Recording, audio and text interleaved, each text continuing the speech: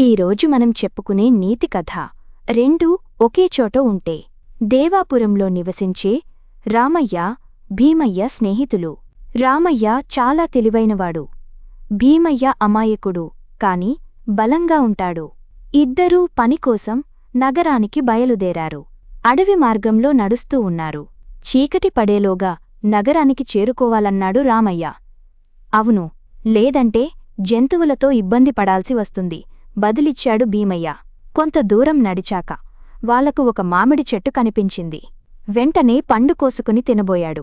భీమయ్య, మిత్రమా, ఆగు, అడవిలో ఏది పడితే అది తినొద్దు. కొన్ని విషపూరితమైనవి ఉంటాయి అంటూ చెట్టుని పరిశీలించాడు రామయ్య. ఒక కొమ్మమీద ఉడత పండు తింటుండటం చూసి, ఇప్పుడు ఇది నువ్వు తినొచ్చని అన్నాడు. ఇప్పుడివరకు వద్దని ఇప్పుడెందుకు తినమంటున్నావు అడిగాడు భీమయ్య ఉడతని చూపించి. అది ఈ చెట్టు పండ్లే తింటుంది, బాగానే ఉంది కదా, అంటే మనమూ తినొచ్చు అన్నాడు రామయ్య. నువ్వు తెలివైనవాడివి, నీతో ధైర్యంగా ఎటైనా వెళ్ళొచ్చు అన్నాడు భీమయ్య.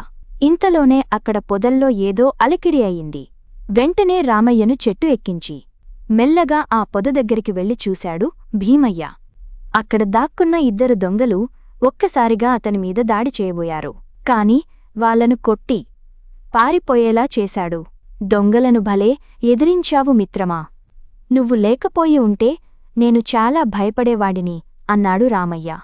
అందుకే నిన్ను ముందే చెట్టు ఎక్కించాను బదులిచ్చాడు భీమయ్య. నీలా ధైర్యమున్న స్నేహితుడు ఉంటే ఇంకేం కావాలి అన్నాడు రామయ్య. తెలివి, ధైర్యం వేరువేరు, కాని రెండూ ఒకే చోట ఉంటే ఎంత కష్టమైనా ఏదైనా సాధించవచ్చు అనుకుంటూ నడక సాగించారు.